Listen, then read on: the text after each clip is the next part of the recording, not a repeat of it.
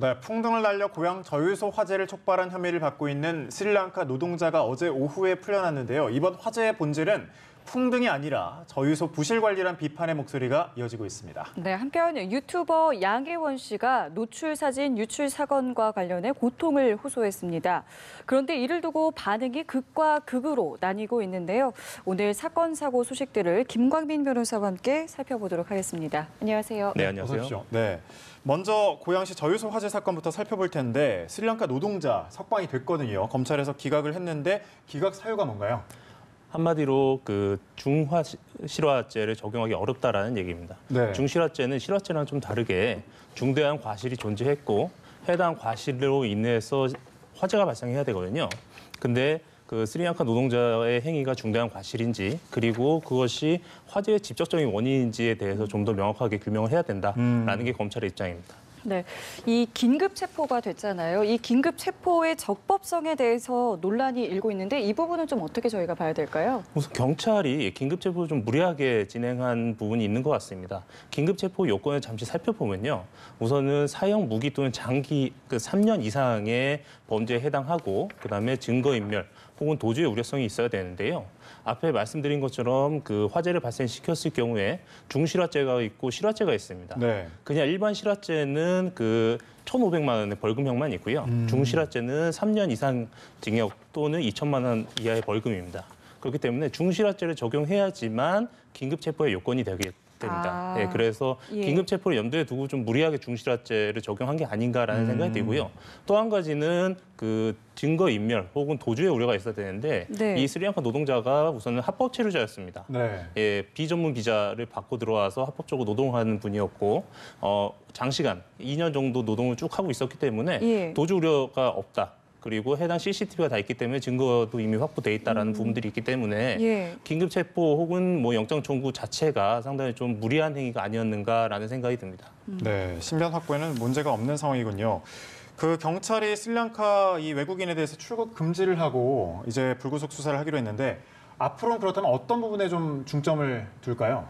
경찰이 1차 발표와 2차 발표 사이에 네. 스리랑카 노동자의 진술이 좀 바뀐 부분이 있습니다. 네. 처음에 발표했을 때는 인근에 저유소가 있었다는 걸 알고 있었다라고 발표했는데 나중에 스리랑카 노동자는 몰랐다라고 이야기를 했고요. 또 하나는 이게 직접적인 연관관계가 있는지 그리고 풍등을 날린 것이 상당히 위험한 행위인지를 한번 봐야 될 것 같은데 이 노동자가 날린 풍등이 인근 초등학교에 날라온 걸 주워서 날린 겁니다. 그렇죠. 인근 네. 초등학교에서 아버지 캠프라는 행사를 했고 네. 거기서 풍등 날리기를 행사를 한 것 같아요. 그 인근 초등학교라고 하면 그 초등학교 역시도 저유소와 가까운 위치에 그렇죠. 있는 거잖아요. 예, 가까운 위치에 있는 초등학교에서 공식적인 행사를 할 정도의 그 풍등 날리기인데 이것이 그렇게 위험한 행위인지 그리고 이것을 날린 게 중대한 과실로 이어지는지 이 부분도 한번 고려해야 될 것 같고요. 또 한 가지는 그 풍등이 날아가서 그 잔디밭에 불이 붙은 지 18분 정도 지나서 폭발이 일어났습니다. 네. 예, 그리고 그 탱크 외부에 CCTV도 있고 순찰도 돌아야 되고 그럼에도 불구하고 18분 동안 인지를 못했습니다. 불이 난 것을. 또 하나는 외부에는 화재 감식기조차도 없어가지고 18분 동안 불이 난 걸 전혀 몰랐고 그 이전에 인지를 했다고 하면 쉽게 지나가 가능했던 건데 그렇죠. 그 송유관 측에서 큰 잘못이 있을 것 같다라는 판단이 돼서 과연 이 모든 문제를 이 외국인 노동자에게 책임을 전가할 수 있는지 이 부분에 대해서 중점적으로 조사가 되지 않을까 싶습니다. 짚어주신 대로 이 대한송유관공사의 수사도 역시 필요한 부분일 것 같은데 앞으로 이 수사 방향은 좀 어떻게 진행이 될 것 같으신가요? 경찰은 지금 뭐 대규모 인력을 꾸려서 그 송유관 공사에 대한 수사에 들어갔고요. 뭐 압수수색 같이 좀 강경한 입장은 보이지 않고 있지만 제가 좀 전에 지적해 드린 것처럼 송유관 공사가 과연 그 화재 예방에 대해서 충분히 그 조심하고 대비를 했는지 여부 또 하나는 해당 화재가 발생했을 때 그 핵심적인 부분은 그 폭발하기 전 18분 그때 어느 정도의 준비와 대처가 있었는지에 대해서 중점적으로 조사가 될 것 같습니다. 네, 이 풍등 행사 자체가 불법은 아니죠? 풍등 행사는 그 관련 법이 있긴 합니다. 소방기본법을 보면 소방본부장이나 소방서장이 그 위험이 있다고 판단될 경우에는 금지할 수 있도록 되어 있습니다. 아. 그러니까 일반적으로 풍등을 날리는 것은 합법인 거고요. 예. 예외적으로 위험성이 있다라고 판단돼서 금지했을 경우만 위법한 게 되고요. 금지를 했음에도 불구하고 풍등을 날렸을 경우에는 200만 원 정도의 그 과태료가 발생하게 돼 있습니다. 지금 막 취소가 되고 있는 행사들은 그러면 알아서 취소를 한다고 봐야 되겠네요, 그럼. 그렇습니다. 아직까지 이 화재 사건 때문에 풍등 행사를 금지했다라는 소식은 들리지 않고 있으니까요. 그 상황을 보고 알아서 금지한 걸로 판단해야 될 것 같습니다. 네. 예. 자, 주제를 바꿔볼까요? 유튜버 양혜원 씨 소식입니다. 공개적으로 미투 고발을 했었는데요. 어제 공개 증언을 했습니다. 어떤 내용들이 좀 나왔습니까? 피의자 중에 한 명인 그 모집책이 있습니다. 이분의 그 강제추행 혐의의 형사재판에서 나가서 그 피해자 증언을 한 부분인데요. 예. 증언한 부분 중에 피해자 증언 말미에 그 전 국민으로부터 그 과도한 비난을 받고 있다. 그 꽃뱀이다, 혹은 뭐 몸을 파는 여성이다, 이런 식으로 너무 심각한 그 비난을 받고 있고, 이런 비난 때문에 매우 큰 고통에 시달리고 있다. 삶에 대한 근본적인 문제까지 고민을 했다, 이런 식으로 어려움을 호소했습니다. 예, 이 증인 신문을 공개를 한 것은 직접 요청을 했기 때문인데 보통 어떤 경우에 이렇게 공개 요청을 하게 되는 건가요? 원래 재판은 기본적으로 그 공개 재판이 원칙인데요.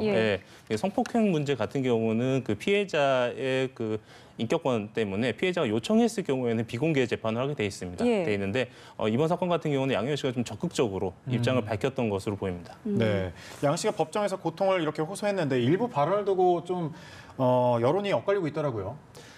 한국 사회에서 좀 자주 발생하는 문제라서 좀 안타까운 부분이 있는데요. 이런 부분도 좀 2차 가해로 봐야 되지 않을까라는 생각이 좀 드는데, 양혜원 씨가 한 이야기 중에 당시에 대학 등록금 때문에 어쩔 수 없이 했다라는 발언이 있었습니다. 이 발언을 두고 뭐 스튜디오 촬영 한 번 하고 뭐 수백만 원씩 벌면서 너 돈 쉽게 벌려고 그랬던 거 아니냐. 변명이다. 그게 말이 되냐. 이런 식으로 해서 좀 과도한 비난들이 일어나고 있고요. 근데 뭐 한편에서는 뭐 응원한다, 힘내라, 이런 부분도 있는 것 같습니다.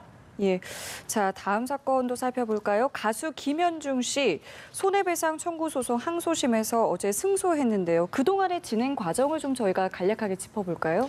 우선 김현중 씨가 군 입대하기 직전에 처음에 최초 사건이 발생을 했는데요. 2년 정도 동거했던 그 여자친구가 김현중 씨로부터 낙태를 강요받았다. 그리고 복부를 폭행당해서 유산을 하게 됐다라고 하면서 이제 형사 고소를 했습니다. 고소를 했고, 그 과정에서 김현중 씨가 6억 원 정도의 합의금을 주고 형사 합의를 했는데요. 그 다음에 형사 합의 후에 또 이제 진실 공방이 이어지는 과정에서 이 여성분이 17억 정도 손해배상 청구를 했습니다. 그래서 1심에서는 기각이 당했고요. 2심에서 이건 7억 정도 낮춰서 청구를 했음에도 불구하고 다시 기각당했습니다. 그리고 반면에 김영주 씨는 내가 명예가 훼손됐다라고 해서 1억 원의 손해배상 청구를 했고, 이 부분은 인용이 됐습니다. 네, 1심에 이어 2심 재판부도 김 씨의 손을 들어줬는데 이유는 뭐라고 봐야 될까요? 김현중 씨가 폭행을 했다라는 것, 그리고 낙태를 강요했다라는 것에 대한 직접적인 증거가 없다라는 것이 법원의 판단입니다. 법원이 뭐 여러 가지 그 상황과 증거들을 검토한 걸로 보이는데요. 특히 결정적으로는 그 이 여성분의 그 병원 차트 기록을 확인한 것 같습니다. 그래서 당시 병원 진료 기록이나 병원에 간 날짜 등과 맞춰봤을 때 김현중 씨의 폭행 사건을 입증하기는 좀 다소 무리가 있지 않나라는 것이 법원의 판단이었습니다. 예, 알겠습니다. 저희 오늘 김광민 변호사와 사건 사고 소식들 살펴봤습니다. 오늘 말씀 고맙습니다. 고맙습니다. 감사합니다.